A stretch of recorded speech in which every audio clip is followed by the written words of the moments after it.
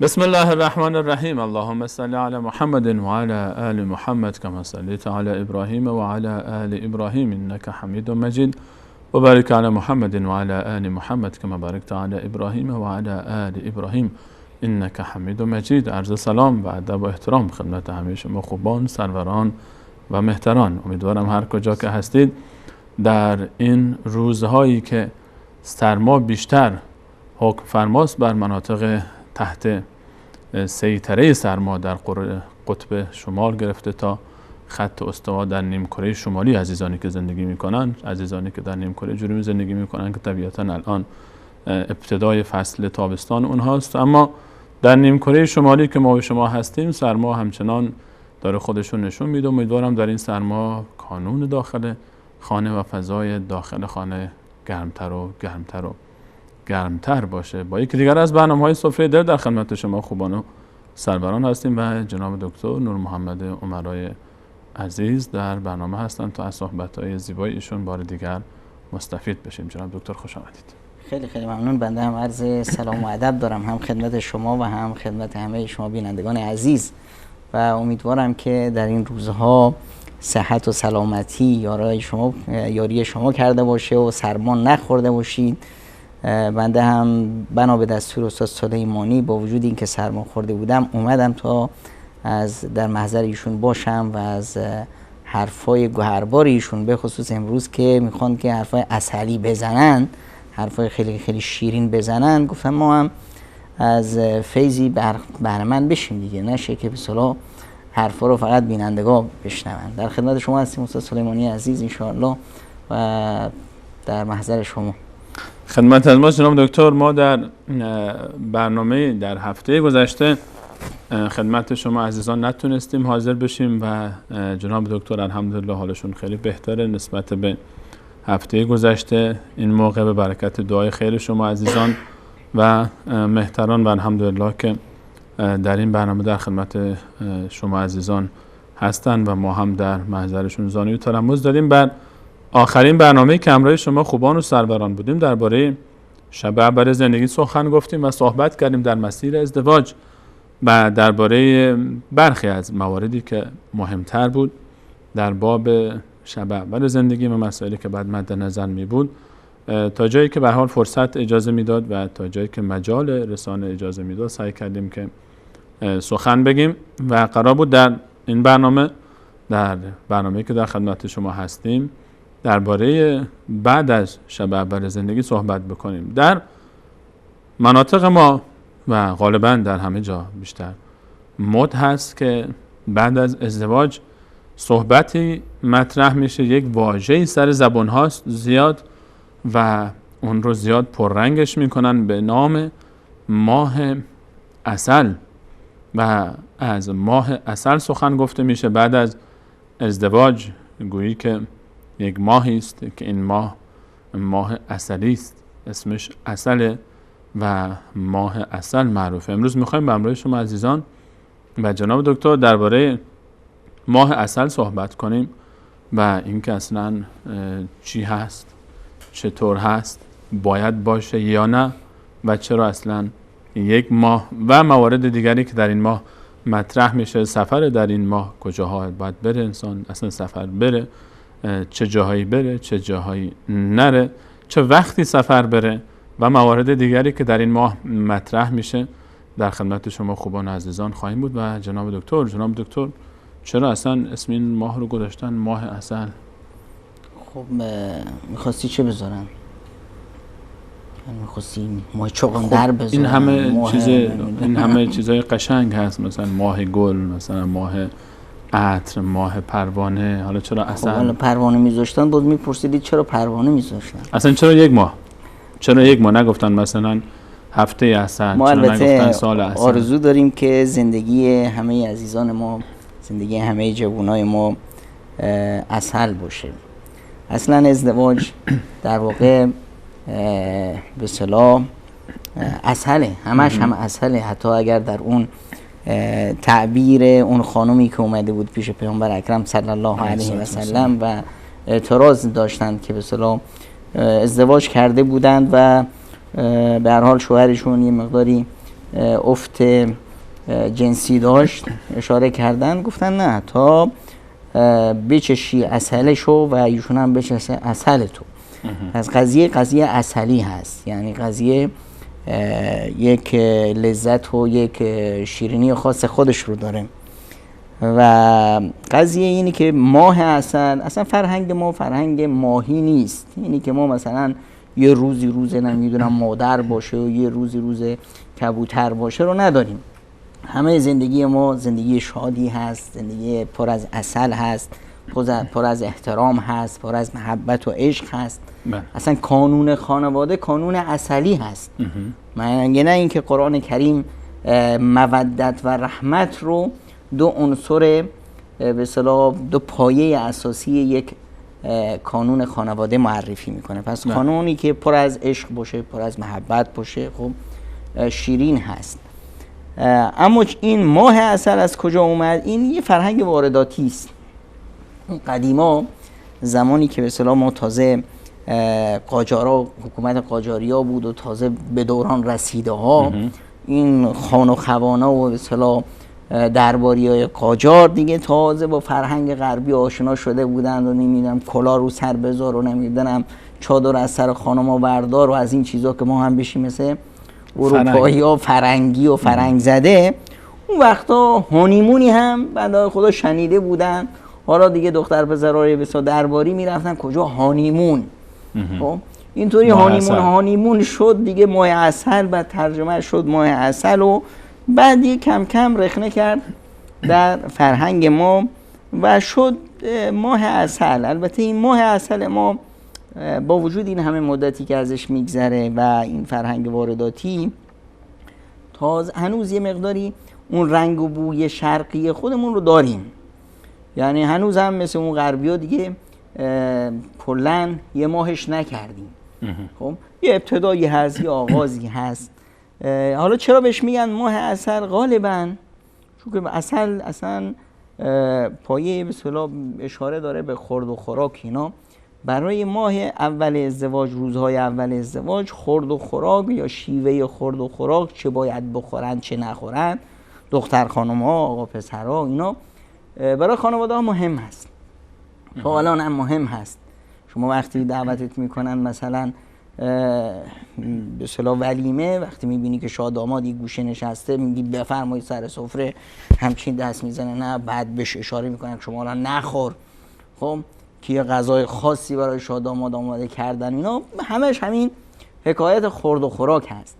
و اون قدیما به اصطلاح در همون جایی که این ماه عسل به اصطلاح شروع شده بود تو اون کشورهای فرنگی، پدر خانم یک رسم و رسومات اونا بود که پدر خانم یک شربت خاصی از عسل درست میکرد، به عنوان هدیه میداد به شاه داماد. و به هر حال دیگه توصیه زیاد بود که شاه داماد تو این ماه اول به اصطلاح زندگیش عسل زیاد بخوره، به خودش برسه. و عسل خب یک به اصطلاح غذای نیرومند قوی هست. حتی قرآن ازش تعریف میکنه. بله دیگه. اینه که به اصطلاح وقتی که طرف عسل میخوره مثل زنبور عسل دیگه هم فرز میشه. خب و این برایشون خیلی مهم بود و دیگه همون دور که به هر حال زنبور عسل همون که فرز شد و دیگه ملکه هم هست و نمیدونم 5000 تخم میذاره و زنبور تولید میکنه، واسه همینه که این عسل رو میخوره. این بود که ماه عسل اینجوری سر زبان ها افتاد و مد شد و الان هم در بسیاری از خانواده های ما این مطرح هست و به هر حال به عنوان یه ماه شناخته میشه. اینی که توش سفر برن نرند در خیلی از خانواده ها مهم نیست و به هر حال این فرهنگی که اومده یه مقداری رنگ و بویی ما خودمون بهش گذاشتیم. وقت سفرش رو نمیدونم آیا سفر باشه و نباشه و اینا دیگه همشو دست خود ماست به هر حال. اما در مجموع ما با همچین فرهنگی زیاد میانه خوبی نداریم. یعنی چی؟ یعنی خوب نیست؟ نه اینکه خوب نیست، نه این خوبیش اینه که باید همه زندگیش عسل باشه. اینه که ما بیایم به اصطلاح بگیم یه ماه عسل بود، حالا دیگه رفتیم ماه عسل، دیگه چیزی از جون من میخوای. یعنی منحصر نباید بشه که این احساس خوشی و لذتی که هست منحصر به یک ماه نباید باشه. وقتی منحصر به یک ماه کردی خواه وقتی میگیم یه ماه عسله، خب بعدش عسل نیست دیگه، مربا میشه و کم کم دیگه به ترشی اصطلاح باید میشه ترشی بشه و مربا بشه. اینه که به اصطلاح باید همه زندگی رو ماه عسل دونست. اگر بخوایم به اصطلاح ماه عسل بگیم که به اصطلاح در زندگی ما 1200 ماه عسل هست. طرف ما میخوایم که 100 سال عمر کنه، بعد از ازدواجش انشالله هر 100 سالش باید عسل باشه. حالا در موضوع حالا به هر حال رسم شده دیگه، غالبا آنچه که اتفاق میفته جناب دکتر، ما در خانواده های خودمون هم میبینیم که این سفر، حالا مثلا یک ماهی به هر حال بعد از ازدواج، ماه اولی رو که عروس و داماد با هم هستن، غالبا سعی میکنن که این ماه متفاوت باشه با آنچه که قبل از ازدواج بود. یک فضایی فراهم میکنن، یک فرصتی رو فراهم میکنن تا در این فضا، در این فرصت بیشتر کنار هم باشن، بیشتر با هم باشن، در یک فضای خلوت‌تری، در یک فضایی که به هر حال ابتدا و آغاز زندگی هست، انا خصوص برای اون جوانایی که قبل از ازدواج زیاد با هم نبودن، این فرصتی فراهم میشه. حالا بر تعبیر، حالا اسم شما حسن میگن بهش، این فرصت در این باب نظرتون چی هست؟ بعضیا سفر میرن، آیا اصلا کلا غیر از این که حالا ماه عسل خود تعبیر رو فرمودید که موافق نیستیم که فقط به یک ماه منحصر بشه، اگر بریم به خود موضوع بعد از ازدواج، اون اوایل روزهای ازدواج، آیا سفر رفتن لازمی هست که انسان اصلا حتما یک سفری بره و حتما آغاز زندگی خودش رو با یک سفری آغاز بکنه؟ ببینید، روزهای اول زندگی یه روزهای پرخاطره هست. خاطرش هم از اینجا آغاز میشه که درسته که به اصطلاح این جوانای ما که قبلا به اصطلاح جوان بودن، حالا زن شوهر شدن، اینا یه مدتی رو با هم بودن، حالا نمیدونم عقدی بود و نمیدونم روزهای آشنایی یا خانواده ها و همه اینا، اما تا این مرحله ما در واقع هرچه هم صداقت داشته باشیم و جوانای ما صداقت خودشون رو کرده باشن، باز هم تا یه مرحله یه مسائلی هست که پوشیده است، تا یه مرحله هنوز هم بعضی از مسائل توش نمایش بازی شده. یعنی شخصیت هر دو طرف کامل بر همدیگه آشکار نیست. یه شاید یک مثلا ما ارزش‌های ظاهری داریم، یک ارزش‌های باطنی. ارزش‌های ظاهری افراد برای همدیگه شناخته شد، نحوه اخلاقش در بیرون از خونه، حالا در خونه چی هست، همراه با همسرش، این یه موردی هست که ما باید این رو درک بکنیم که این به اصطلاح همون فرایند زندگی خانوادگی هست. در خانواده‌ای که هست، ببینید این یک حالا چایی هست که شما واسه من گذاشتید، خدا میدونه چه شکلی هست، توش زنجبیل ریختن، توش زنجبیل ریختید، دست شما در نکنه، رنگش عوض شده، خیلی هم خوشمزه است. یادشون عسل بیارن، هی ماه عسل هم میگفتن، عسل هم توش باید عسل میذاشتن.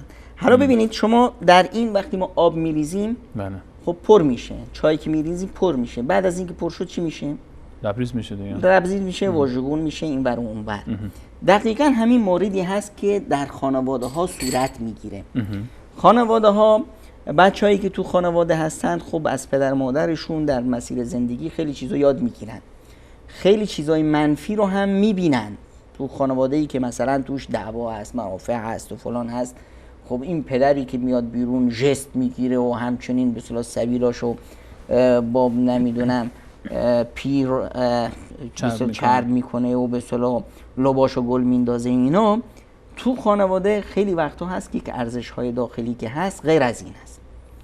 انسان عصبی هست، دعوا میکنه، نمیدونم فلان میکنه، اینا رو بچه‌ها میگیرن. شاید بچه در محیطی که هست، در محیط خانواده، در محیط نمیدونم در محیط خارج از خانه، اون مدرسه و فلان بچه هم یه ژست خاصی بگیره. حالا ما با این جوون رعنا به اصطلاح یه مدتی رو سپری کردیم، خانواده ها دیدن نشست برخواستش، بچه دانشگاهی هست و فلان و اخلاق و رفت و دوستاش و همه اینا رو شناختیم، اما نمیدونیم که یه فرد عصبی هم هست. میشنیدیم که عصبانی میشه، حتی دختر خانم وقتی بهش میگه والا من میگفتن که آدم عصبانی هست، اما دیگه فکر نمیکردم، آخه منو دوست داره، چطور رو من عصبانی بشه؟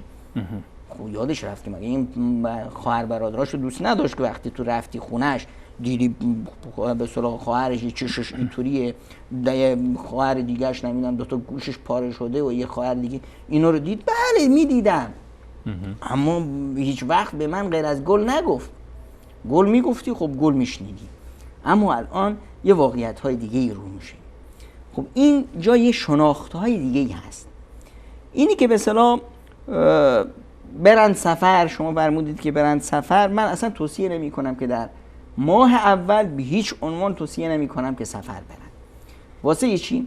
واسه اینی که اولا ماه اول خب خودش نیازهای کمک‌های خانوادگی در نیاز هست، چون که یک روند جدیدی از زندگی آغاز شده. کنن یک شکل جدیدی رو دارن تجربه میکنن هر دو تاشون. هم از نظر روحی روانی نیاز دارن که به اصطلاح از این ور اون ور به اصطلاح گل بشنون، هم از نظر جسمانی احتمال یک نوع عفونت هایی هست، احتمال یک نوع مشکلات جسمی هست. به هر حال اعضای مختلفی از جسم یک روند جدیدی رو دارن تجربه میکنن. خب در این هنگام خب نیاز هست که مثلا یه بزرگتری، یه مادری، یه مادر بزرگی، یه خاله، یه بزرگتری به هر حال در کنارشون باشه. در این حال همینی که شناختها الان داره یک جهت‌دهی دیگه ای خودش میگیره. اینی که اصلا فکر نمی کردیم. ببینیم وقتی ما میبینیم که در ماه عسل خیلی وقتا طلاق صورت میگیره، در ماه عسل خیلی وقتا در ماه عسل طلاق اصلا جدا میشن. در خیلی وقتا حالا که اگر طلاق بسیار نرند و رسما بسیار به خاطر آبرو و حیثیت خودشون بتونن یه ماهی خودشون رو نگه دارن، خیلی وقتا ماه عسل آغاز طلاق عاطفی در این خانواده هست که شاید تا آخر زندگیشون به همین صورت بگذره. خب پس اینجا چرا؟ چون که همین شناخته ها رو میشه. اینجاست که به اصطلاح طرف میگه که به من گول زدن، من نشناختمش اینطوری که نبود، یهو چی شد؟ توقعات بیشتر از این بود. توقعات خیلی بیشتر از این بود و وقتی اومدن دیدن نه. ببینید وقتی ما میگیم که در این ماه نباید سفر بره، یکیش هم همین موارد هست که وقتی که دختر خانم میاد با توقعاتی این پیش مادرش به اصطلاح دلشو خالی میکنه، اینجاست که مادرش بهش گوشزد میکنه که این زندگی هست و اون کسی که شما تو خواب و خیالت ساخته بودی اون فقط تو فیلم‌ها پیدا میشه کرد. توجیهش میکنه، کنترلش میکنه، میفهمه که به اصطلاح باید الان دیگه راه برگشت نیست. خب و در این حال نیازهایی که به اصطلاح هر دو طرف دارن برای شناخت همدیگه، الان دارن همدیگه رو اگر بشناسن در یک فضایی که توش یک نوع امنیت بیشتری هست، از یه فضایی که دور هن و هیچ به اصطلاح تکیه‌گاهی ندارن، به خصوص وقتی که انسان از محیط خانوادگیش دور میشه یه مقداری احساس آزادی بیشتری میکنه. حالا اگر این طرف از نظر تربیتی پخته نبود، خب احتمال داره که تصرفاتی بکنه که تصرفات نادرستی باشه، به خصوص اگر این جوون ما یه بیماری هایی هست در جوون ها که اینها رو به اصطلاح همون ارزش هایی به اصطلاح پشت صحنه که هست اونجا مشخص میکنه. بعضی از جوون های ما بنا به دلایلی، بنا به اصطلاح فضاهایی که توش بودن، فضاهای نامناسبی که بودن، فیلم های نمیدونم نامناسبی، اینا اصلا از قضایای عاطفی و روابط جنسیشون یک نوع تصوری دارن، یه بیماری میگیره طرف که از آزار دادن طرف مقابل لذت میبره. خب ممکنه که باعث یک نوع آزار و اذیتی بشه، به طرف رو اذیتش کنه. یا حتی دخترها وقتی که منحرف میشن اصلا از اینی که طرف مقابل اونا رو آزار بده، بزندشون، گازشون بگیره، نمیدونم بلایی سرشون بیاره، یکم لذت میبرن. خب اینا یه نوع بیماری هایی هست که این بیماری باید زود شناخته بشه، نشه که به صورت طرف رفت کجا رفتن دریا، را انداخت تو دریا و برگشت. میشه. خب این نوع بیماری ها کجا کنترل میشه؟ اینه که اگر هم قراره کسی سفری بره، ما هرگز توصیه نمی کنیم که تو ماه اول باشه، سر تعطیلات، سر فرصت مناسب. خب سفر برن، در حال اینی که مثلا با هم باشن، در یک فضای خلوت‌تری باشن، این حقشونه. حالا زندگی نمیدونم آپارتمانی هست و نمیدونم شلوغی هست و خانواده ها امکانات ندارند و بعد از ازدواج یه اتاقی تو خونه در اختیارشون گذاشته شده و اینا، خب یه مقداری از این فضا دور بشن، حقشونه. بیشتر از این ما حتی توصیه میکنیم برای اون عزیزانی که امکاناتی بیشتری دارن و امکاناتشون بهشون اجازه میده، بعد از یه ماهی رو که از این فضا در این فضا گذروندند، ما توصیه میکنیم که یه 4-5 ماهی از محیط خانواده و شهرشون دور باشن. یعنی که خونه جدیدی بگیرن یا نه کلا اگر فضایی تونستن پیدا کنن، محیط کاری اجازه داد، نمیدونم خونه جدیدی، به هر صورتی. چه فایده‌ای داره این کار؟ یه نوع استقلال شخصیتی پیدا میشه. ببینید خب الان این موضوع اولی که شما اشاره فرمودید که شاید احتمال به هر حال یک سری تصرفات اشتباه به خاطر یک سری پیش زمینه‌های قبلی ایجاد بشه، آیا این احتمال وجود نداره هنوز بعد از 1 ماه 2 ماه گذشته، بعد با این فاصله 2-3 ماه دور باشن از خانواده، آیا این مشکل اونجا احساس نمی‌کنید پررنگ‌تر بشه؟ باز در ماه اول که مثلا اینا مال همدیگه میشن، لباس همدیگه میشن، پاره تن همدیگه میشن، این مرحله منیت ها تموم میشه و ماه شروع میشه، خانواده تشکل پیدا میکنه. در 1 ماه کافی است که کل طرف خودشو لو بده. یعنی فهمتون 1 ماه تا حدود شناخت دو طرف ایجاد میشه، یک نوع محبت ها ایجاد میشه، یه مورد دیگه هم در این محیط هست. ببینید الان ما با یک محیطی که یک تشکل جدیدی توش صورت گرفته، تنها این نیست که ما یک به اصطلاح آقا پسری اومد شوهر شد و یک دختر خانمی اومد همسر شد، نه، خیلی حرفای دیگه هم اینجا هست. اینجا مثلا نقش مادر چی رو ببینیم؟ مادر خانم رو. مادر خانم به طور غالب، مادر خانم پاره جیگرش که به اصطلاح دخترش بود رو در اختیار یک جوونی گذاشت. الان خواه ناخواه این جوون در قلب مادر خانم اون جایگاهی رو پیدا میکنه که فرزنداش ندارن.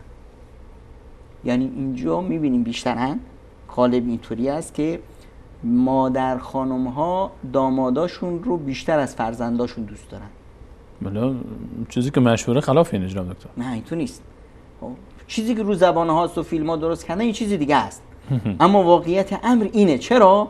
چون که الان اون مادری، شما تصور کنید، شما مثل جای خودتون جای مادر بذارید که یه نمیدونم دختری داشت که براش خیلی عزیز بود، که این همه هم و غمش این دختره بود که این به سامون برسه، فلان برسه، این طلا و این جوهر گرانبهاش رو الان داده دست کسی که حفظش میکنه براش. الان ببینید به اندازه اون طلا، اون به اصطلاح نگهبان هم براش عزیز میشه. طبیعتا خیلی مهمه براش، چون سرنوشت دخترش رو داده دست این تصرفات. یه نوع چیزی به وجود میاره، حتی بچه‌ها به اصطلاح پسرای این مادر احساس میکنن که مادر تو یه کسی دیگه رو پیدا کنه، نوک آمد به بازار کنش دلازار. الان مثلا یه نوع حسادتی از خودشون نشون میدن.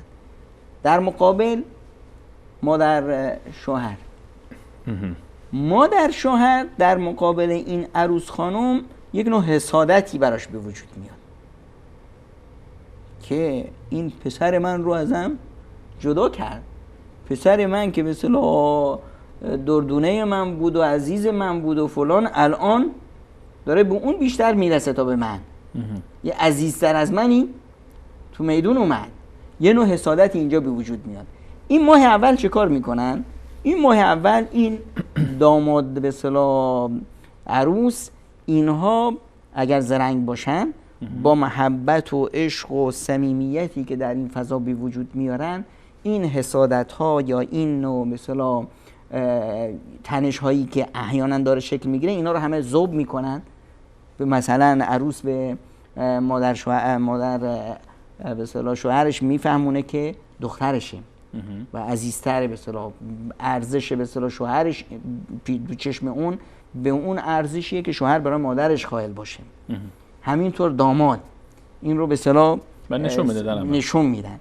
اینجا یه فضای خودمونی میشه، عزیز میشن، همه با هم خوب میشن. اگر مشکلاتی هست این مشکلات رفع میشه. من نمیگم که به اصطلاح در خانواده‌ای که مشکلاتی هست، جوانایی که مشکل دارن فلان دارن، این مشکلات دیگه یعنی پایان کار.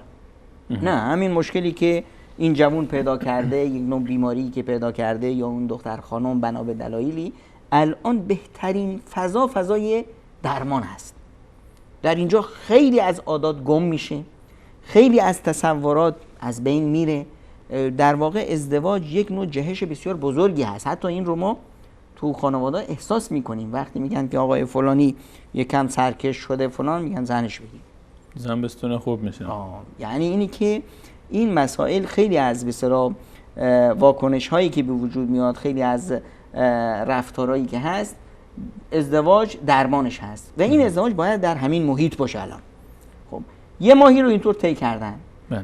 الان اگر دور شدن هیچ مشکلی نیست، بلکه دور شدنشون هم فایده داره. فایدهش اینه که الان دیگه اینا نیاز هست که یک درس دیگه رو یاد بگیرن و اون درس اینه که ما واسه همدیگه خلق شدیم، ما واسه همدیگه درست شدیم. الان دیگه باید این دختر خانم بدونه که زیر این سقف آسمون روی این زمین همین یه شوهر رو داره، نه دیگه به اصطلاح پدری که به اصطلاح بهش تکیه کنه، نه برادری، نه خواهری، نه اینه حالا خوبه بده دیگه با همین باید بسازه. آقا پسر هم باید همین احساس رو بکنه که دیگه تو این دنیا همین زنش پخت و پز بلده نیست، اخلاقش خوبه نیست، نمیدونم فلان الان دیگه الان من اون پسر مادر دیگه نیستم که هرچی دعوایی شد حرفی شد برم خونه مادر یا نمیدونم برادر یا خواهر. خب این یه مرحله‌ای هست که این بینش در دو طرف ایجاد بشه خیلی مهم هست. واسه همینه که اگه این مدتی رو باز دور بشن کمک میکنه، خیلی بهشون کمک میکنه. خیلی ممنون جناب دکتر. اجازه بدید همچنان در همین فضایی که جناب دکتر اشاره فرمودن که دور باشن از هم قرار بگیریم، برمیگردیم به همراه شما بینندگان عزیز بعد از یک میان برنامه و موضوع رو ادامه خواهیم داد و سوالات، نظرات و پیشنهادات شما هم همیشه در برنامه مسیر ما رو راهنمایی میکنه و مشخص میکنه و همچنین نظرات و پیشنهاداتتون همیشه مطرح خواهد شد در برنامه.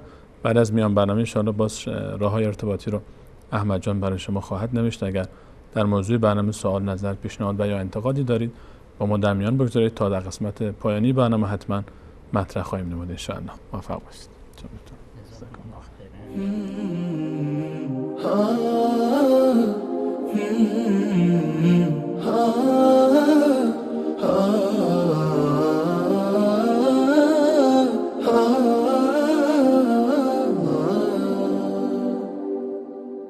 هي زوجتي عنوانها عنواني وحبيبتي بستانها بستاني ورفيقة العمر الذي أيامه في بيتها أزكى من الريحان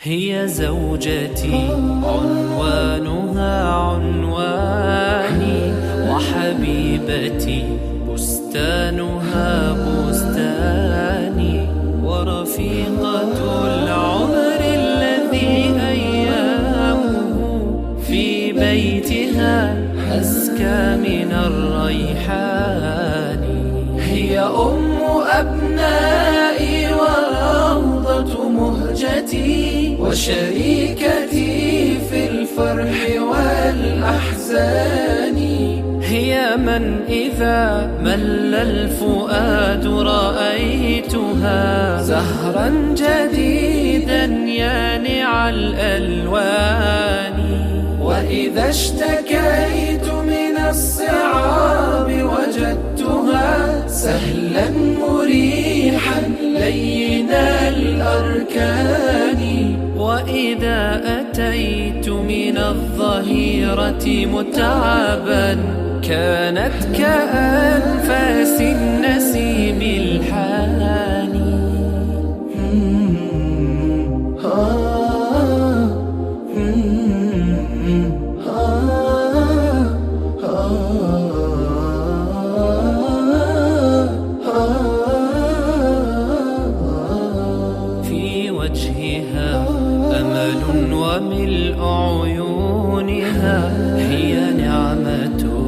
الرحمن يا إخواني نمشي على درب السلام وفي يدي يدها فتشعرني بكل أماني في وجهها أمل وملء عيونها هي نعمة الرحمن يا إخواني نمشي على درب السلام وفي يدي يدها فتشعرني بكل أماني هي أم أبنائي وروضة مهجتي وشريكتي في الفرح والأحزان هي من إذا مل الفؤاد رأيتها زهرا جديدا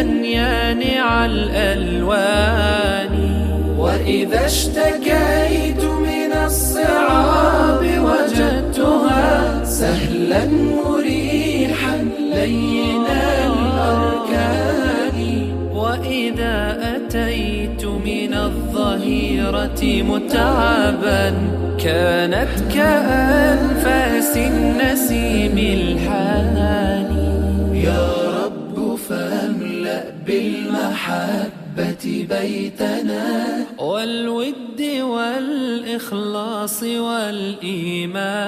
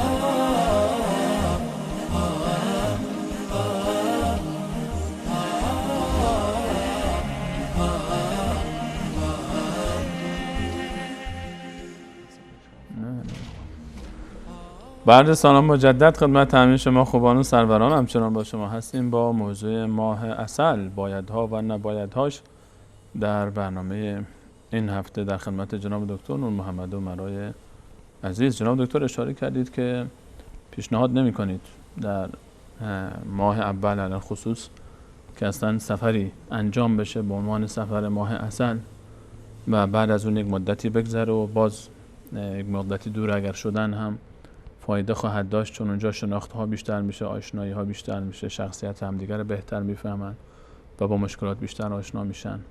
این نزدیک شدن رابطه و محبت ها بیشتر شدن، تغییر دیدگاه از به هر حال دو تا دوست به دو تا همسر تبدیل شدن به چه معناست؟ یعنی دیگه هیچ خط سرخی، هیچ اینجا دیگه هیچ محدوده‌ای باقی نمیمونه کلاً، یا نه همچنان هنوز محدوده هایی باقی است و باید رعایت کرد؟ اصلا اینجا یه تغییر تحولی در اذهان به وجود میاد و اون اینه که ما دو به اصطلاح سوژه مختلف داریم. یک سوژه رابطه دوستانه، شما با دوستات داشتی در مدرسه و در محیط کار و اینجا دوستایی داشتیم. در فضای دوستی یک نوع احتراماتی هست و یک نوع احترام شکنی هایی هست که این خودش به اصطلاح همون نشانه محبت بیشتر است و فلان هست. اما در بین دوستا باز یک روابطی هست که به اصطلاح خط قرمزهاش خیلی کمرنگ تره. شما دوستتو میبینید، خواب عکسشو میگیری میفرستی برای دوست دیگت، این هم نه این خب به اصطلاح ناراحت میشه، نه اون هم میگیرن تو گروه میذارن قرقر میخندن. اما روابط شما دوتا دوست یک محدودیت خاصی داره، نه چارچوبی داره، چارچوبی داره. این چارچوب در چارچوب نزدیکی روابط در محیط جدید خانواده شکسته میشه. الان هیچ چارچوبی وجود نداره. در مقابل یک خط قرمزایی خیلی پررنگتر وجود داره در بین زن و شوهر. در بین زن و شوهر که اون خط قرمزها این است که این الان ما شدیم لباس همدیگه، ما شدیم غیرت همدیگه، ما شدیم ناموس همدیگه، شدیم یک پیکر. بله، یک روح در دو بدن. یک روح، حالا دو روح در یک بدن. دو روح در یک بدن. یه روح در دو بدن. خلاصه یکیشون. خب حالا این به اصطلاح شکل جدید که هست، این کانون جدید، این فقط و فقط مال من و شماست. این توی صندوقیه که این صندوق قفلی داره که نباید هیچ چیزی از این صندوق بیرون درز بکنه. این هیچ چیزی یعنی چی؟ یعنی اون روابطی که خاص زن و شوهر هست، اون محدودیت هایی که به اصطلاح ناموس همدیگه شناخته میشه در یعنی آنچه که زیر لباس هست، آن چیزی که زیر لباس هست، آن چیزی که در اتاق خواب هست، آن چیزی که به اصطلاح روابطی هست که تا قبل از ازدواج حرام بود. همه اینها متعلق به این دو نفر هست. فقط خاص خودشونه. حق ندارن هیچی که از ایشون، مال هم دیگه هستن، اما حق ندارن که این موارد رو بیرون درز بدن. اگر کسی از یک مشکلاتی مثلا در این رابطه رنج می‌برد، حالا برای پیدا کردن یک راه حلی، راهکاری جای مطرح بکنه چی؟ یه بیماری هست مثلا همین مواردی که ما به اشاره کردیم، مثلا طرف این از آزار دادن طرف مقابل لذت میبره، این بیماری هست، این درمان داره. خب باید این رو به شیوهی به روانپزشک برسونن. خب نمیدونم خانم عفونت کرد یا آقایی که مشکلی براش پیش اومد، یا نمیدونم حتی یک مواردی هست که ضعف جنسی هست. خب اینو چه کار میکنن؟ خودشون قبل از اینکه برن به سلام به پدر مادری بگن، برن خودشون به سلام در راه حل باشن. یه موارد دیگه هست که نمیدونم خیلی چیز بیماری هایی هست که ساده است. الان مثلا تازه دختر خانم فهمیده که این داماد وقتی میخوابه مثل تراکتور به سلام خور و پف میکنه. حالا این دعوا نمیخواد، یک به اصطلاح درمانی داره، میرن درمان میکنن. تازه فهمیدن که یکی به اصطلاح از طرفین به اصطلاح مشکلی داره، مشکل نمیدونم چی. خیلی از این مشکلات البته مشکلاتی هست که نیاز هست با یک بزرگتری مشوره بکنن که و اوهام هست و منو جادوم کردن، چشمم کردن، فلانم کردن، از این حرفا کردن، آقا فلانی رو بستن، حالا چشیشو بستن، چچو بستن، این حرفایی که به اصطلاح در بین سر زبون ها هست و یک نوع وهمی رو برای کسی میسازن که این نیاز هست به یک روانپزشک مراجعه کنه یا به یک بزرگتری که به اصطلاح تجربه کار هست و اینا که این رو شیرفهمش کنه که آقا کسی جرأتی این نداره که شما رو ببندن. یه موردی هست که به اصطلاح خیلی‌ها به اصطلاح روش ویراژ میدن که آقا فلانی رو چشش کردن. خیلی این حرفو میشنویم. ببینید من خیلی راحت بهتون بگم، قضیه چش کردن مبناش چی هست؟ مبناش حسادت هست، درسته؟ بله. فلانی حسودیش میشه. حالا بیایم قرآن کریم رو بپرسیم که این حسادت آیا این قدرتی رو داره که چیزی رو داغون بکنه؟ ببینید قرآن کریم به ما میاد قل اعوذ برب الناس، قل اعوذ برب الفلق، به ما یاد میده قل اعوذ برب الفلق من شر ما خلق. نه قبل از قل اعوذ برب الناس ملک الناس اله الناس من شر الوسواس الخناس الذي يوسوس في صدور الناس من الجنة والناس و قل اعوذ برب الفلق من شر ما خلق و من شر غاسق اذا وقب و من شر النفاثات في العقد و من شر حاسد اذا حسد. یعنی وقتی من کسی رو میخوام به خدا پناه ببرم، از چی پناه میبرم؟ غالبا از یه چیز بزرگ، بعدش کوچیکتر. کسی رو میخوایم بترسونیم، آقا بمب میزننت، نکنه بریم اونجا آرپیچی میزننت، بعد میایم میبینیم تیر رو نمیدونم چاقو و فلان و نمیدونم تیرکمون. به این صورت دیگه ترتیب از بزرگ به کوچیک. خب قل اعوذ برب الفلق، یعنی ما میایم به خدا پناه میبریم. خدایی که چی هست؟ خدای آسمان ها و زمین هست. خدا من شر ما خلق، از هر چیزی که خدا خلق کرده. یعنی هر چیزی که خدا خلق کرده یعنی چی؟ یعنی مورچه هم از همون چیزی که خدا خلق کرده است. وقتی شرش برسه دیگه میشه. پشه هم از همون هست. آخرش میاد از حاسد میشه. یعنی حاسد، حسادت، قدرتش از یه مورچه و از یه پشه هم کمتره. پس ما نباید اینو خیلی بزرگش کنیم. اگه من دعام رو خوندم، دعای صبح و شام رو خوندم، توکلم بر خدا بود، رابطم بر خدا بود، دیگه هیچ نمیدونم چشم بدی هم رو من اثر نخواهد کرد. هیچ نمیدونم این حرفای مردم رو نباید زیاد اهمیت بدم. و چون که بسیاری از این موارد یه مسائل نفسی هست، هیچ وجودی نداره. طرف رو بهش گفتن فلانی اومد، دیدی تو ازدواجت فلانی بود، تو رو دید، دیگه خلاص این بختت بسته شد. نمیدونم حالا بختش الان که باز شد چیزای دیگهش بسته شد.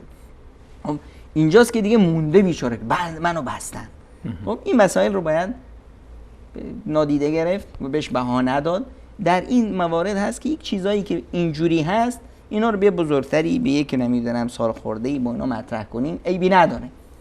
اما اون مسائلی که به اصطلاح در حیطه عفت هست، اونا رو دیگه مثلا طرف بیاد عکس خانومش رو بذاره یا نه عکسی تو اتاق خوابش رو به اصطلاح برای دوستش بفرسته، برای نمیدونم خواهری برادری بفرسته، این دیگه مسائل حتی برای پدر مادر حق نداره.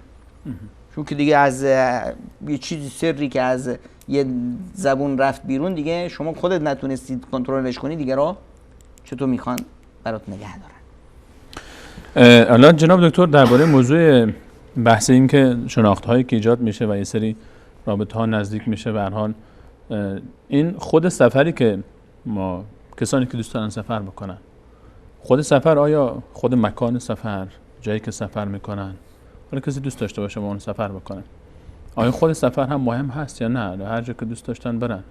میبینیم که مثلا پیشنهاد میکنن آقا سفر برید برای مکه برید، با اون مثلا سفر ماه عسل طرف بلند شده رفته مکه. یکی دیگه میبینیم که از این طرف ماه عسلش رو دوست داره بره مثلا دبی بره. یکی دیگه میره سمت ساحل های شرق آسیا میره ماه عسلش. یکی دیگه هم پا میشه میره شاد برزیل، مشهد، جای دیگه میره. فرقی میکنه خود مکان سفر برای کسانی که بخوان سفر بکنن اصلا؟ خیلی فرق میکنه. ببینید ما یک به اصطلاح عبادتی الان در شکل گرفته. ازدواج عبادتی هست که نصف ایمان باش تکامل پیدا میکنه. یعنی ببینید چقدر اهمیت داره. ازدواج نصف ایمان، شطر ایمان هست. بقیه عبادت ها نصف دیگهش. پس اهمیتش خیلی بالاست. حالا طرف میخواد بره سفر اگر کسی به اصطلاح امکانش بود براش که بره مثلا در محیطی مثلا مکه مکرمه که آغاز یک زندگی هست و یک ایمان هست، خیلی خوبه. میره اونجا تجدید عهد و پیمان میکنه با تاریخی که در اونجا هست، با پیامبر، با حضرت ابراهیم علیه السلام، با همه انبیا، با اون یک جو روحانی هست. خب به هر حال این در اینجا در مکه مکرمه یه چیزی است که به اصطلاح انسان یک نوع دوچار یک نوع تغییر و تحولاتی میشه. بینشش عوض میشه، بارای منفیش خالی میشه، بار مثبت میگیره، یک شخص دیگه ای میشه. این کار اگر براش امکان پذیر بود که این دیگه نورون علی نور هست. چطور میشه جمع کرد جناب دکتر بین سوال مثلا برای بعضی بیننده شاید ایجاد بشه؟ ما غالبا در برخی مناطق این نکات رو داریم، علل خصوص در شرق آسیا مثلا بیشتر مد هست که ابتدای زندگی میرن ماه عسل. خب الان ابتدای زندگی ماه عسلشون رو بستونن میرن مکه مکرمه برای عمره میرن. یک سفر کاملا روحی و یک سفر معنوی داریم ما الان. در کنار این که صحبتی که شما صحبت کردید ابتدا، آنچه که به اسم ماه عسل معروف شده، خب برگرفته از حال هوای ابتدای زندگی هست که بیشتر به مسائل جسمی بیشتر توجه میشه گویی و لذت‌های جسمی با لذت‌های روحی و معنوی چطور جمع میشه در یک سفر روحانی با عنوان سفر اول زندگی؟ اصلا قضیه ازدواج و شیرینیش و لذتش کلش، همه این روابطش، حتی روابط جسمانیش به اصطلاح روابط عاطفیش، همه اینا عبادت هست. وقتی که به اصطلاح طرف اینها رو به روح عبادت نگاه میکنه، همون لذتی رو که در عبادت طواف خانه خدا میبره از نظر معنوی، همون لذت معنوی رو اونجا هم میبره. یک لذت مادی به اصطلاح فیزیکی هست همراه با یک لذت معنوی که این طرف داره یک کاری رو میکنه که خدا براش حلال کرده، با یک لغزش این حرام می بود و اگر حرام می بود چه گناه بزرگی بود، چه مهلکه‌ای براش می شد و چه فسادی بود. به همون اندازه که به اصطلاح اگر این گناه بزرگی بود در حال به اصطلاح حرامش، در حلالیتش به همون اندازه اجر بزرگ و عبادت بزرگی. همون لبخندی که برای خانمش میزنه، همون الان مثلا میون برنامه رو من دیدم انگار که همین مثلا شاید به شما خیلی میومد اون جوونه، از خود شما که نبود. نه این تصاویر ما نبود، ما رفته بودیم مکه مکرمه برای زندگی. بسیار عالی. خب اونایی که به اصطلاح میرن به اصطلاح در مطاف به اصطلاح دست خانمش رو میگیره طواف میکنه، اون لذتی که میبره چه لذتی هست.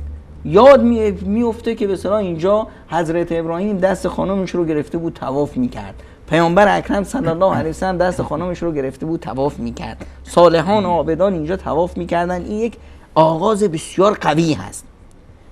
در عین حال مقابل این طرف میره مثلا چی میره یک بتکده، میره نمیدونم شاه عبدالعظیم، میره نمیدونم چی مشهد و امام رضا. اونجا فضایی چی هست؟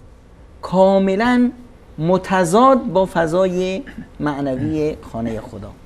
اونجا شیاطین هستن، در به اصطلاح این جاهایی که به اصطلاح بتکده هست، مزار هست، امامزاده هست، کل بارای منفی اونجان. شیطان ها اونجا هستن، شیطان های انس و جن. فضای آلوده نمیدونم صیغه و نمیدونم چی هست. شما ببینید در مشهد اون دوستایی که رفتن یا در شاه عبدالعظیم ببینید درصد دخترها و خانمایی که اونجا هستن چقدره و درصد آقایون چقدر، درصد انسانهای منحرف اخلاقی اونجا چقدره.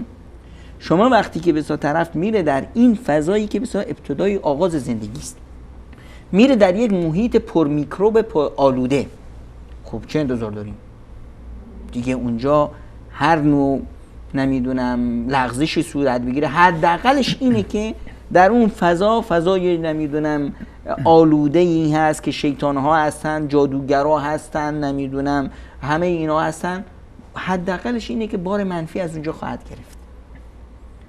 ما این فضایی که اطرافمون داریم، این فضا در ما اثر میذاره. وقتی که شما توی یه شهر پر دود و آلوده هستین، میرید روستا، چقدر براتون طبیعت براتون فرق میکنه، چقدر مثلا کلا با احساس میکنه، احساستون عوض میشه. وقتی که توی محیط شلوغ هستین و وقتی میرید در یک جای آرام میشینید، چقدر عوض میشید. تو بازار هستید، تو خونه میرید، تو مسجد که میرید سجده میکنید، چقدر عوض میشید. همینطور وقتی که توی یه فضای آلوده میرید، فضایی که پر از شیطان و نمیدونم کفریات و شرکیات و اینها هست، فضایی که در اونجا وجود خدا زیر سوال میره، خدا زیر سوال میره دیگه، اون فضای آلوده پر میکروب هست. وقتی که اونجا میری دیگه توقع چی میخوای بدونی دیگه؟ به اصطلاح دیگه اینجا میری در یک جایی که خدا رو اونجا دارن به شرک میبرزن، میای اونجا و انتظار داری که خوشبخت باشی در زندگی، این امکان نداره. یا میری به چی؟ یه محیط آلوده اخلاقی، نمیدونم طرف میره چی؟ دبی و نمیدونم بانکوک و فلان و علان. اولین چیزی که صورت میگیره اونجا چی هست؟ اولین چیزی که صورت میگیره اون ماهرخی که در دلش بود و در سینهش بود و در جلوش بود، اون همسر زیباش، اون زیر سوال میره، خاررخ میشه. اونجا میبینه که ماهرخ درایی هم هستن، من تازه با مریخ ازدواج کردم، این ماه که اینجا بود. خب اون دخترای بسرا با اون پوشاک نامناسب، با اون نمیدونم آرایش های نامناسب رو وقتی میبینه، همیشه اصلا مرغ همسایه غازه.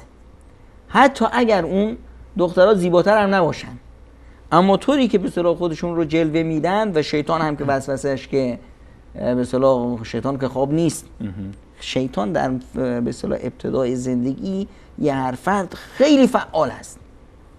چون که الان میبینه که بسیار داره نصف ایمان تکامل پیدا میکنه. ببینید شما میخواید 2 رکعت نماز صبح برید، شیطان بیچاره میاد اونجا خودشو میکشه تا شما رو بخوابونه، لالایی میخونه که بگیر بخواب، که 2 رکعت نمازه. حالا تصور بکنید که اینجا نیمی از ایمان داره تشکل پیدا میکنه. خب اینجاست که به اصطلاح کسایی که میرن به اصطلاح در همچین فضاهای آلوده، خب دیگه خودشون ملامتن. فردا که به اصطلاح یک نوع سردی یا عاطفه در محیط خانواده پیدا شد، فردا که نمیدونم یک جنجال ها و یک مصیبت هایی رفت، همین به اصطلاح مزارها یعنی چی؟ اینایی که میرن مزار، ببینید کی اونجا هست؟ همه افرادی که مشکلات عجیب غریب دارن. وقتی که این فرد میره در اون فضا، از اون بارهای منفی اونها خواهناخواه میگیره. خب یا مثلا اینایی که میرن در فضایی به خصوص در همین ماه عسل و اینا، میبینی که میرن میگردن، چیکار میکنید؟ دختر خانمه یک مایکی تو چیزش هست، تو گوشش هست، آقا پسر هم چی دارن گوش میکنن، ترانه گوش میکنن. ترانه یعنی چی؟ یعنی بارگیری منفی. اون طرف میگه که من عاشقت بودم، گمت کردم، نمیدونم فلانم دارم، دوستم نداری و فلان و خودکشی کردم.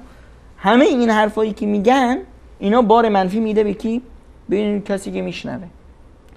اون بار منفی میشه جزئی از زندگی اون. میبینی که همیشه ناراحت است، همیشه غمگین است. چی شده؟ چی مرگته؟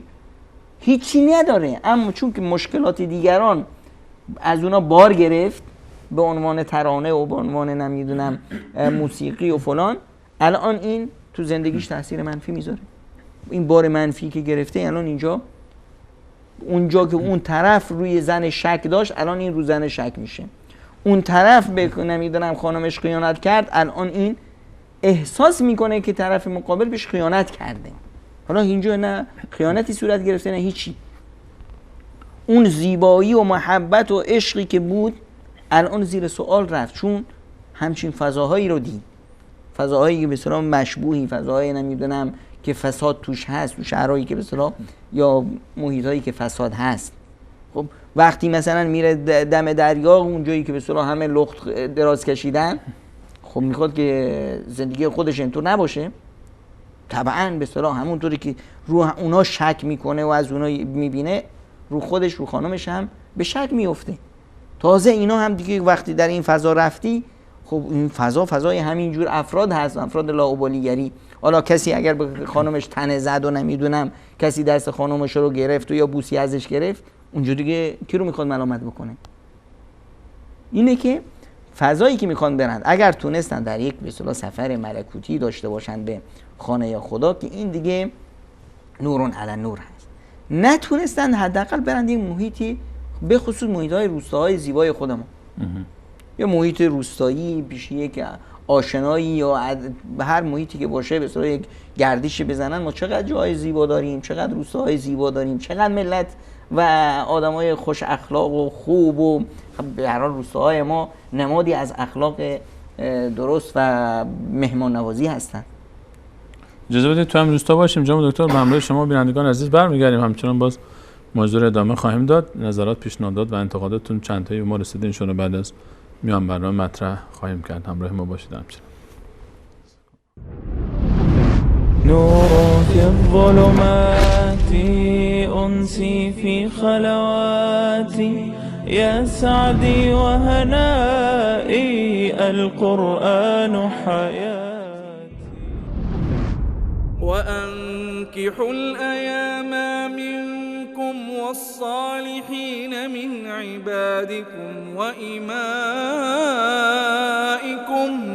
إن يكونوا فقراء يغنيهم الله من فضله والله واسع عليم.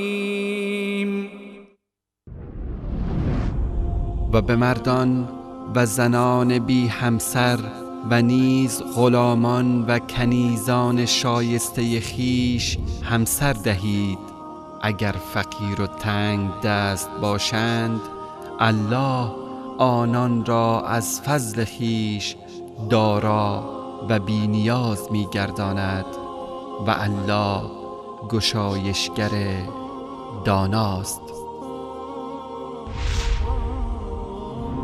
نور في الظلمات أنسي في خلواتي يا سعدي وهنائي القرآن حياتي.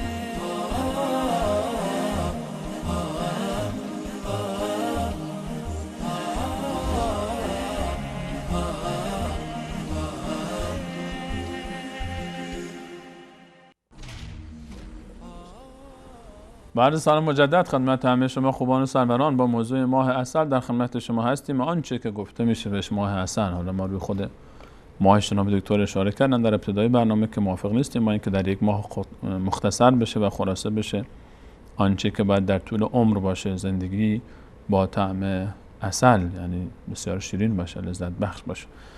بینندگان عزیزی که با ما مشارکت کردن، از افغانستان فاطمه خانم تشکر کردن.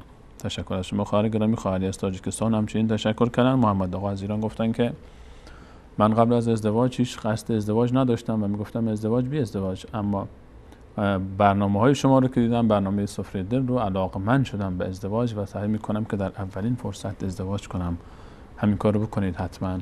و تا الان ما هم از وقتی این برنامه رو می‌ریم ما هم به اصطلاح اشتهامون باز شده که باز هم ازدواج کنیم. آقای سلیمانی رو می‌بینید که دیگه در روزایی که به اصطلاح برنامه ازدواج هست و نمیدونم شب اول ازدواج هست و ماه عسل هست، حتی اگه من سرما خورده باشم باز به زور ما رو میاره میشونه و برنامه میره.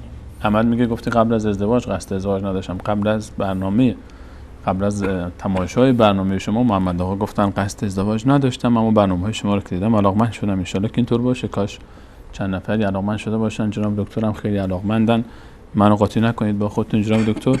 همیشه این موضوع تعدد ازدواج که میاد باز مشکل ساز میشه برای ما.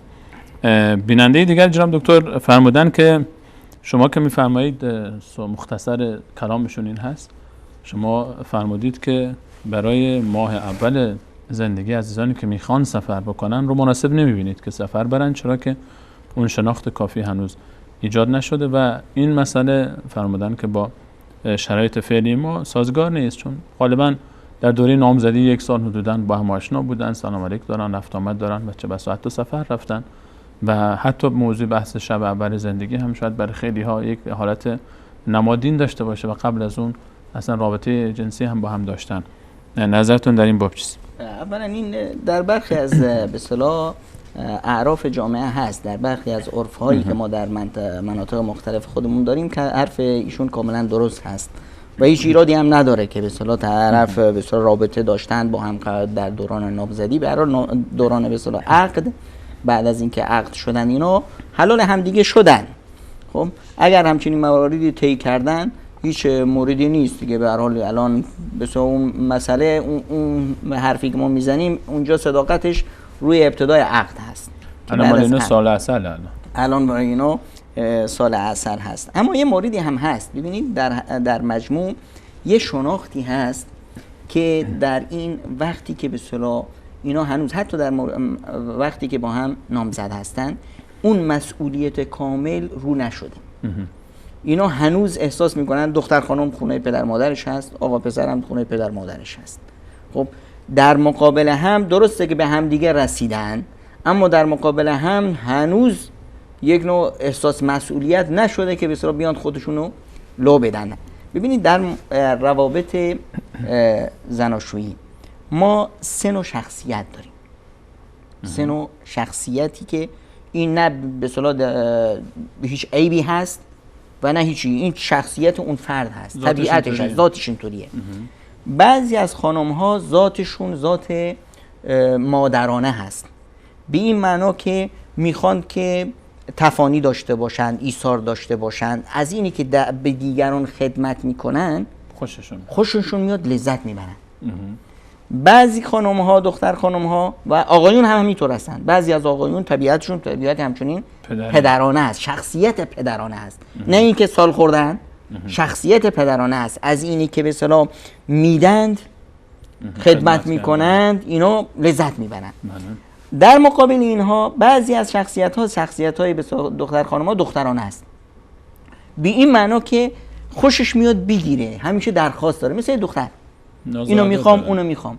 اگر این جوون ما شخصیت پدرانه داشته، هر چی که این دختر بیشتر خودشو لوس میکنه، بیشتر میخواد، اون میده، لذت میبره. هر دوتا یه دیگر رو تکامل میدن، اشباع میشن.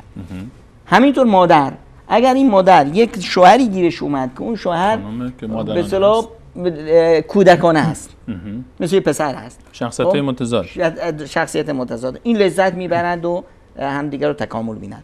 بعضی دیگه که این مرحله به اصطلاح که ایشون اشاره دارن، در این مرحله در واقع شخصیت ها اینجور رو نمیشه، شخصیت ها میمونه شخصیت های جوون.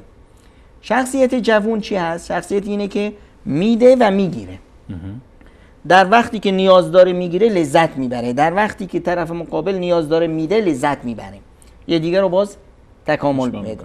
اما وقتی میاد به اصطلاح ازدواج صورت گرفت، آری میشن از کل به اصطلاح ارزش‌های ساختگی در مقابل همدیگه، میاد ثابت میشه برای این تازه دختر خانم میفهمه که من شخصیتم مثلا بدبستون هست، اما ایشون شخصیت پدرانه داره، وقتی میده لذت میبره، وقتی من ازش میخوام یا وقتی به اصطلاح ازش میگیرم خیلی لذت میبره، اما وقتی من بهش میخوام به چیزی بدم اون لذت رو نمیبره. اینجاست که دیگه باید شناختایی که دیگه یکدیگر رو که شناختیم، الان باید دیگه راه برگشت نیست، راه ساختار جدید هست. حالا باید بدونم که این طرف کلیدش کجاست. خیلی سخت شد جناب دکتر، زود پیچیده شد. این کلیده رو بگید زودتر بریم سر اصل موضوع. یعنی شخصیت‌ها نگران کننده میشه برای من و حالا شاید بعضی بینندگان عزیز ما هم برایشون کمی گفتن موضوع زیاد بغرنج شد و فیلسوفانه شد. حالا بسنجیم که این شخصیت چطوره، اون شخصیت چطوره.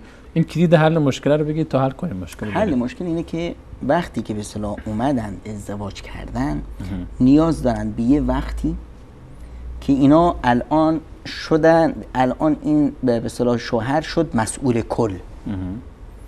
دیگه الان پایگاه پدر مادری که مثل دیروز به اصطلاح میرفت خونه نمیدونم مادر شوهر و مادر خانم و ایناش به اصطلاح با همسرش بود، حتی همون در این عرفایی که ما مثلا در بعضی از مناطق خراسان خودمون داریم، تو بعضی از شهرهای بزرگ داریم، اینا عقد شدن، مال همدیگه شدن، اما هنوز اون مسئولیت کامل رو به عهده نگرفتن. شوهر همچنین میاد یه خوشگذرانی میکنه اما مسئول کامل نیست. بهش میگن دوره نامزدبازی. حالا اومد شد شوهر، الان دیگه مسئولیت کامل رو دوشش هست، هم مسئولیت مخارج، هم مسئولیت امنیت طرف مقابل، همه اینا کاملا شد الان دیگه صاحب خونه. یعنی میفرمایید که با وجود اون رابطه‌ای که مثلا زن و شوهر قبل از ازدواج با هم در دوران نامزدی داشتن، برای اینکه یک رابطه کاملا آزاد هم بوده، اما اون احساس مسئولیتی که باید ایجاد بشه هنوز ایجاد نشده. این بعد از ازدواج ایجاد میشه و بعد از ازدواجی که خودشون نشون میده.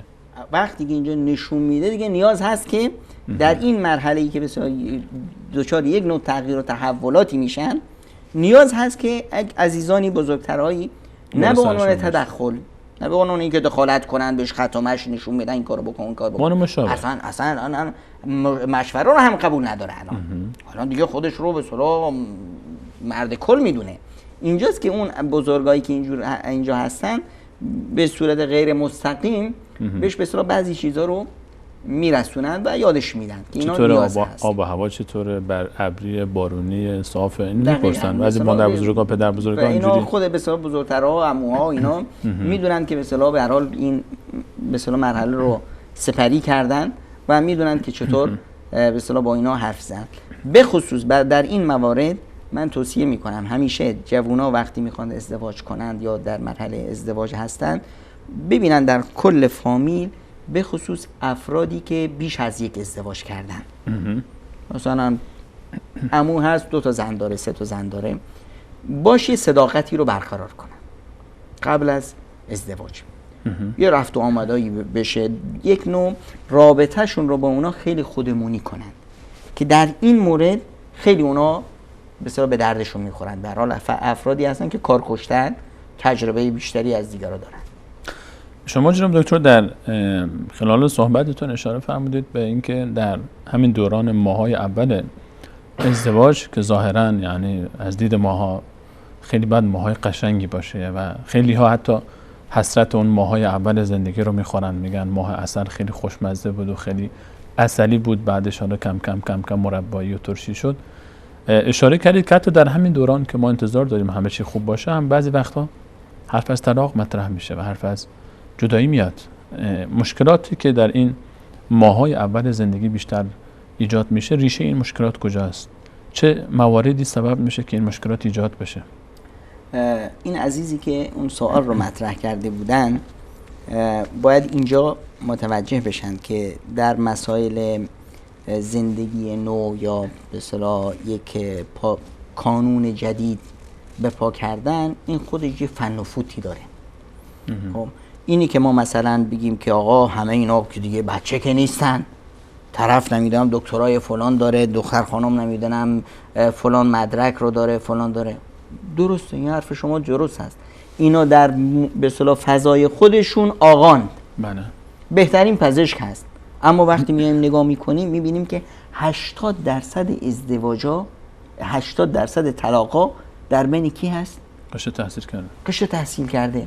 اینا درسته که در این محیط علمی که خودشون بودن، در تخصص خودشون آقان بیستن، اما در قضیه مسائل خانوادگی بی سوادن.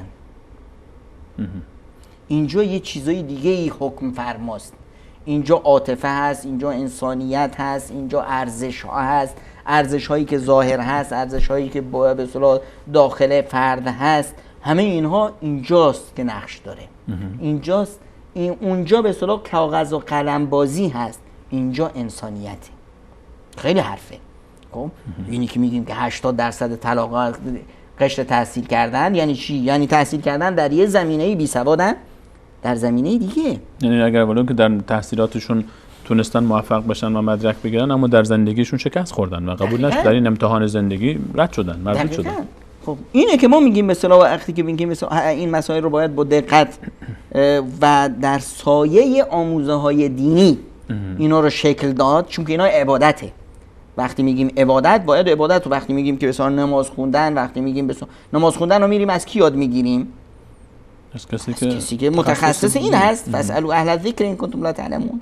خب اون کسی که متخصص هر زمینه‌ای هست. بله. در قضای به اصطلاح خانواده، اون آقایونی که اعتماد به خودشون میکنن که به هر حال ما دیگه تحصیل کرده ایم، من مهندسم، من فلانم، خیلی اشتباه میکنن، چون اینجا یک مسائل دیگه داره حرف میزنه. چه نکاتی مهمه که باید مد نظر باشه؟ الان مثلا در همین موردی که به اصطلاح ازدواج شد، الان ماه عسل هست، یک خانواده جدیدی صورت گرفت، یک احساسات جدیدی داره بروز میکنه، یک شخصیت ها دارن رو میشن به این معنا نیست که اینا با هم به اصطلاح دغل‌باز بودن و دروغ میگفتن.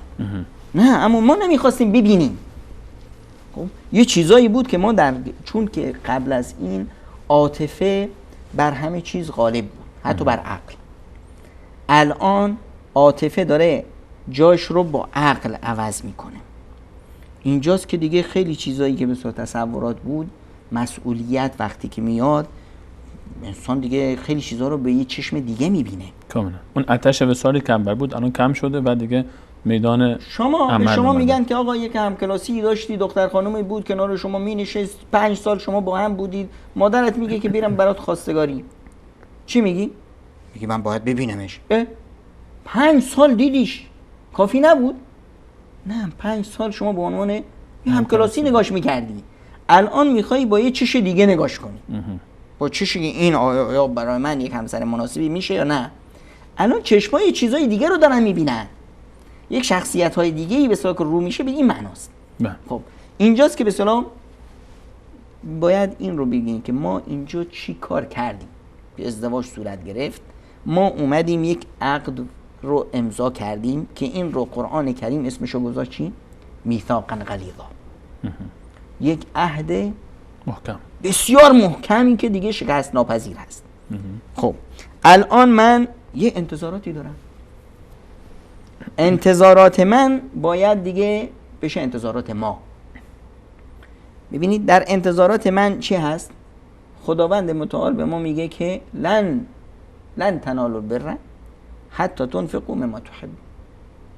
هرگز به اون خواسته ها و خوبی ها و عشق و محبت و سعادت و خوشبختی و خوبی نمی رسید مگر اینی که تنفقوا مما تحب، از همون چیزی که خوشتون میاد بگذارید، انفاق کنید، بدید. الان در این فضای این هست که من اومدم یک عهدنامه‌ای رو با خودم امضا کردم که من این شوهر رو خوشبخت میکنم. شوهر اومد امضا کرد که من این خانم رو خوشبخت میکنم. ببخشید. در این عهدنامه شرط نبود که من ایشون رو خوشبخت میکنم اگه منو خوشبخت کرد. یعنی دو طرفه نیست. دو طرفه نیست، یه طرفه. من الان اینو امضا کردم به این صورت. من این وظیفه‌مه، ولی این کون کار بکنه نکنه. اون به اصطلاح خوبی کرد نکرد این اون بازخواست میشه. من الان باید خوبی بکنم و بدونم من عشق میخوام باید عشق بدم، من احترام میخوام باید احترام بدم، من مثلا عزت و نمیدونم شرافت میخوام باید عزت و شرافتم بدم. اون چیزی که من انفاق میکنم برای همسرم همون چیز رو میتونم بگیرم. حالا اگر نگرفتم این مسئله دیگه است، به من ربطی نداره. من باید کار خودم رو بکنم، وظیفه‌مو انجام میدم، وظیفه‌مو انجام بدم. اینجاست که این مسئله باید صورت بگیره، این تصور و دیدگاه ایجاد بشه. این دیدگاه ایجاد. اما در این ماه عسل دیدگاه ها هنوز متفاوت است. ماه عسل برای یک جوان، برای مرد ماه عشق است. ماه بیشتر رنگش رنگ جنسی هست، رسیدن به لذت‌های جسمی. برای خانم اینطور نیست، بیشتر عاطفیه. برای دختر خانم بیشتر محبت هست. یادمون نره این دختر خانم کیه؟ این دختر خانم اون کسیه که دیروز در آغوش پدر بود، از آغوش پدر اومده به چی؟ همسر، به آغوش همسر. اون محبت رو میخواد. اگر خدایی نکرده در این فضا این مرد نتونه این رو احساس بکنه، این شعور رو نداشته باشه، در این زمینه بی سواد باشه، چی میشه؟ این زن احساس حرمان عاطفی میکنه، محرومیت میکنه. من تو خونه پدرم، ببینید مادیات اینجا هیچ نقشی نداره. نمیگه که من تو خونه پدرم ملکه بودم اومدم روی این حصیر، من اونجا شاهانه زندگی میکردم اومدم روی این حصیر. نه، این همین دختره بود که میگفت که منو ازدواجم بدید، ما میریم زیر خیمه هم زندگی میکنیم. درسته؟ پس اینجا مادیات حرف نداره. حرفو که میزنه محبت میزنه. من احساس عاطفه است. من اونجا عزیز چشه پدرم بودم. پدرم داخل خونه نمیشد مگر اینکه منو بغلم میکرد، سرمو میبوسید، دستمو میبوسید. الان اومدم پیش یه آقای کج سبیلو که هیچ اصلا نمیدونه عاطفه یعنی چی. زن براش فقط یه معنا داره، یک وسیله برای ارضای شهوت.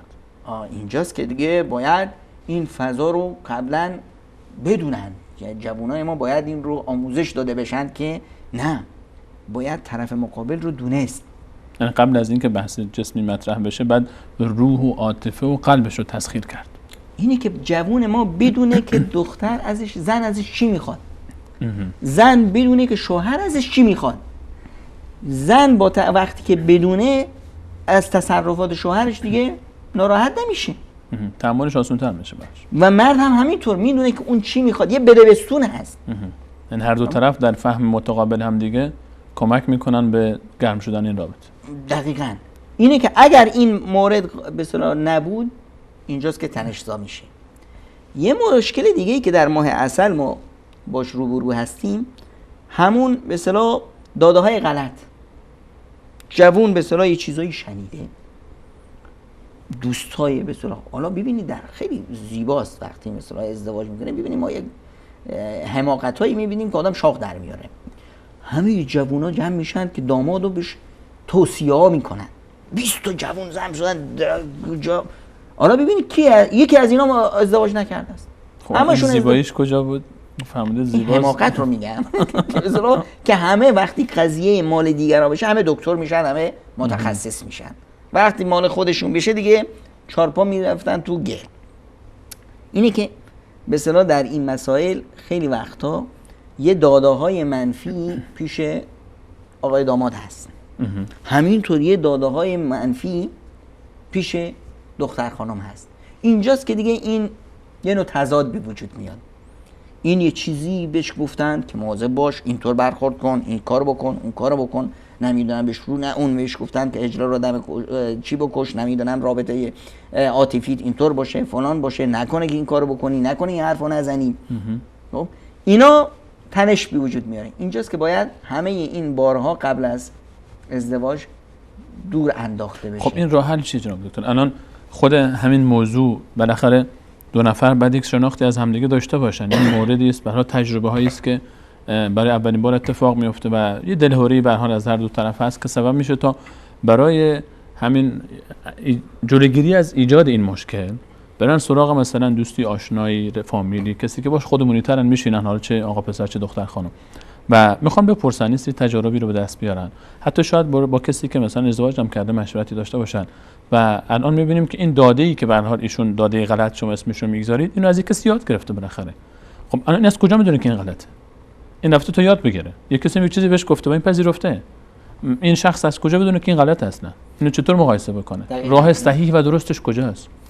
اولا راه صحیح ترش همینه که برنامه سفره دل رو به اصطلاح دنبال کنه. اینم که حالا شما گفتید برنامه سفره دل رو دنبال کنید، در برنامه گذشته حتی یکی از بیننده ها شاکی بود که شما موضوعتون خوب بود شب اول ازدواج، اما مثل عروس‌ها با خجالت و شرم و نصف موضوع رو نگفتید. حالا ایشون هم حق دارند، اگر ایشون هم جای ما جلوی این دوربینا می نشستن کمتر از اون چیزی رو میگفتن که ما گفتیم. اما بازم ما راههای به اصطلاح ارتباطی زیادی داریم که دوستان با ما در تماس هستند و خیلی از سوالاتی که عزیزان میفرستن ما اونها رو در روی شماره‌های خاص خودشون جوابشون این واتساپی که زیرنویس شده الان میتونم با این واتساپ عزیزانی که سوال خواستن دارن مثلا جواباشون رو سر وقت به ترتیب انشالله همه رو میدیم و اونجا یه مقداری بازتر میتونیم با هم گپ شپ کنیم. بله. در ثانی عقلمون رو به کار بگیریم. ببینید اونایی که میان به شما توصیه میکنن قبل از اینکه توصیهشون رو بشنوید سر کچل خودشون رو نگاه کن. طبیبی که میاد به اصطلاح برات چند تا قرص و دارو مینویسه که مواد نریزه و خودش کچله، دیگه حرفش ارزش نداره. خب اگه مو داشت چی؟ اگر مو داشت اینجاست که به اصطلاح میتونی رو حرفش حساب کنی. اولا هر گونه دختر خانم آقا پسرها هر مشوره‌ای که کسی به شما داد که ازدواج نکرده یا ازدواج کرده و شکست خورده در زندگیش قبول نیست، اونو اصلا روش یه خط قرمز بکشید، اونو اصلا گوشش نکنید. و یادتون هم باشه که خداوند به ما 2 تا گوش داد، یکی واسه شنفتن، یکی هم واسه بیرون انداختن چیزایی که مفید نیست. اگر میخواهید به اصطلاح به مسائلی توجه کنید، اولا یک مورد رو در نظر داشته باشید که اشخاص مختلفن. شناخت شما از همسرتون غیر از شناخت عمو از همسرش بود. شخصیت شما غیر از شخصیت عموت هست و خانم عمو غیر از خانم شماست. این مورد نداره. یه تجرباتی به اصطلاح از عمو و دعایی و اینا یاد گرفتی، اینا رو بذار ازش استفاده کن. اما این حرف آخر نیست، یعنی معیار سنجش نیست، حتما همین باید باشه. اینی که به اصطلاح ما یک برنامه‌ای در به اصطلاح سفره دل رفتیم که صفات خانم‌ها چی میخوان، آقایون چی میخوان، بلکه 2 تا برنامه رفتیم.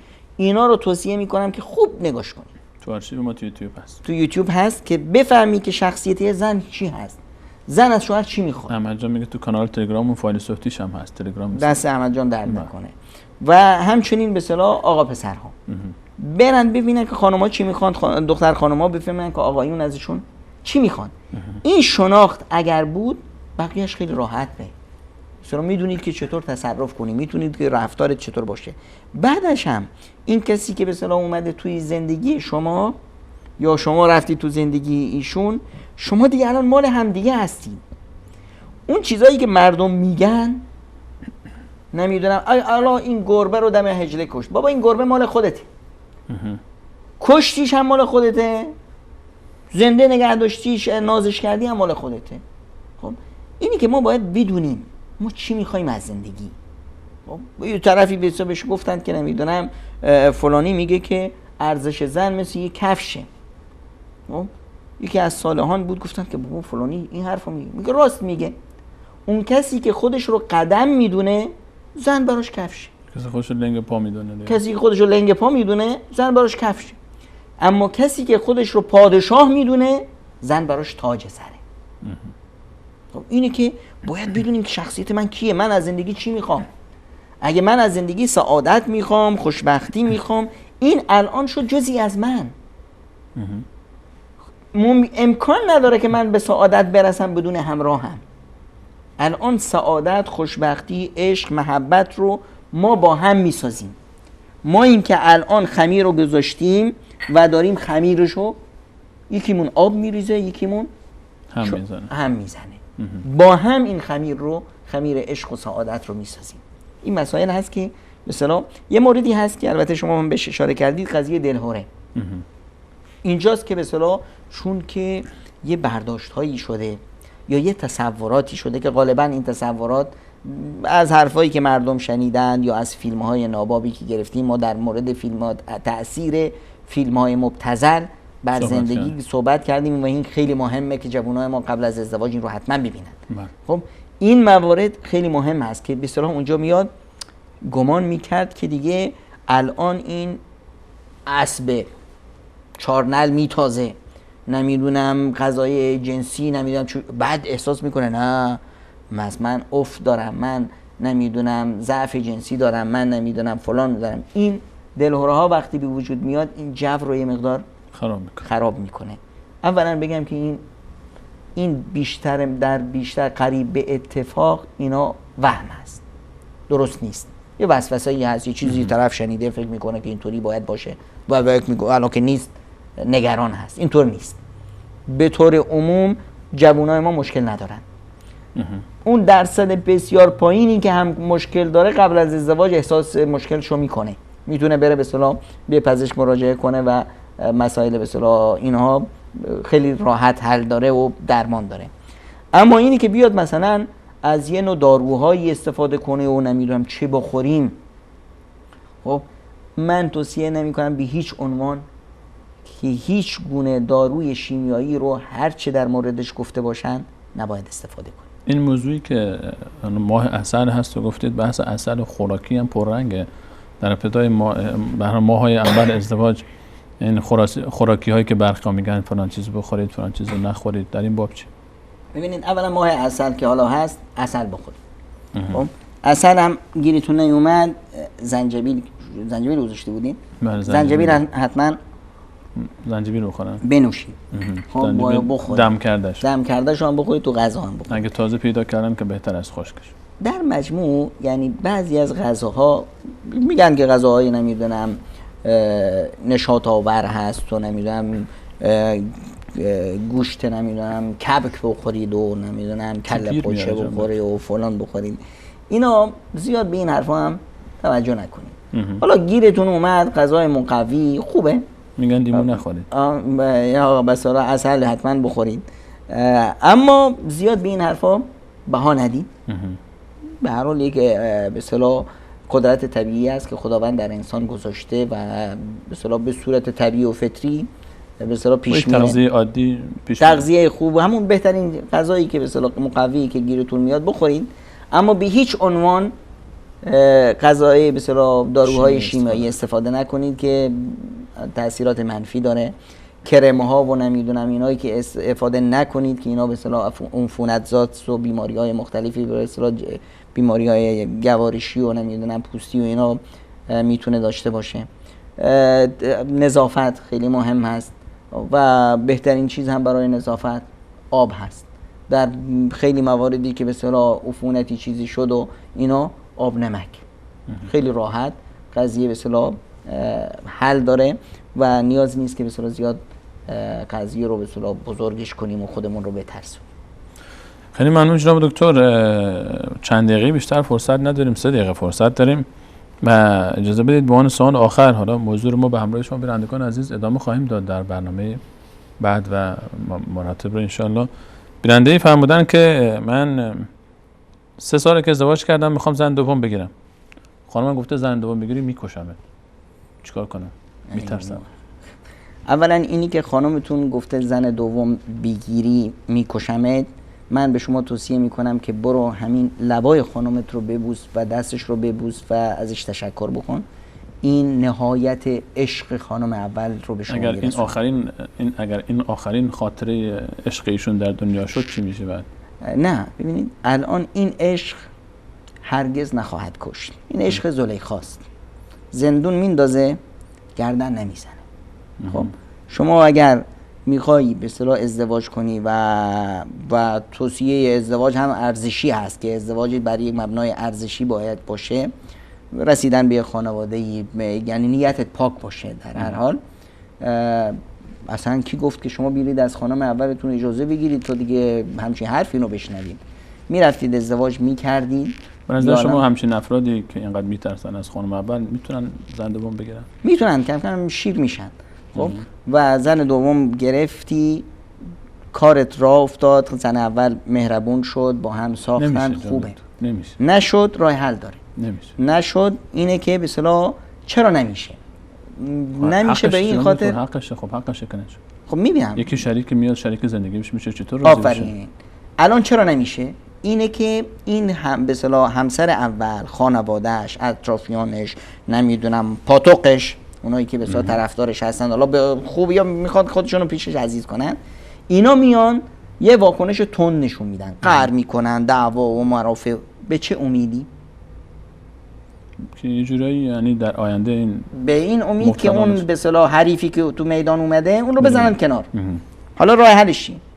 حالا این طرف بره زن سوم بگیره. چه اتفاقی میفته؟ موضوع خیلی بیخ پیدا کرده. نه اونجا چه اتفاقی میفته؟ یه چیز واقعیت جامعه رو داریم چی به اصطلاح رو میکنیم. اینجاست دیگه الان دیگه فضایی برای کنار زدن رقیب نمیمونه، از بین میره همه این فضا. کدومو میخوای بزنی کنار؟ اینجاست که دیگه صلح میشه، خانواده ها با هم میسازن، میدونن که هیچ راه حلی غیر از این نیست که در کنار هم باشیم، به خصوص اگر همه این رو درک کنن که ما میخوایم به این وسیله به جامعه خدمت کنیم، به خدامون برسیم، به خیلی مشکل و گره خیلی از خانواده ها رو رفع کنیم. مسئولیت این صحبتی که جناب دکتر درباره زن دوم گفتن به عهده خودشونه و گلایه‌ها و شکایت‌ها رو برای شما ارسال خواهند کرد حتما خواهرانمون و این موضوع بارها در برنامه ما مطرح شده و بارها هم ما ملامت شدیم و بارها هم منم این مورد رو هم اشاره کنم که در هر باری که هم مطرح شده خیلی از خواهرها از ما تشکر کردند و به اصطلاح تشویق هم کردن. من از همشون ممنون و متشکرم و از اینی که این همه قلب بزرگی در خواهران من احساس میکنم که درد هم دیگر رو احساس میکنن، درد به اصطلاح جامعه رو احساس میکنن. من واقعا افتخار میکنم به همچنین دلهای با ایمانی که درد دیگران رو احساس میکنن. واسه همینه که استاد سلیمانی عزیز همیشه میگم هر جا دیدید که انسانی درد دیگران رو احساس میکنه، هر جا دیدید که کسی اومده زن دوم گرفته یا سوم، هر جا دیدی که خانومی اومده شوهرش رو تشویق کرده برای زن دیگه گرفتن، دست اون خانم یا اون آقا رو باید بوسید. من پیشنهاد میکنم جناب دکتر خواهرانی که صحبت ما رو شنیدن نظرتون رو برای ما بفرستید درباره صحبت جناب دکتر.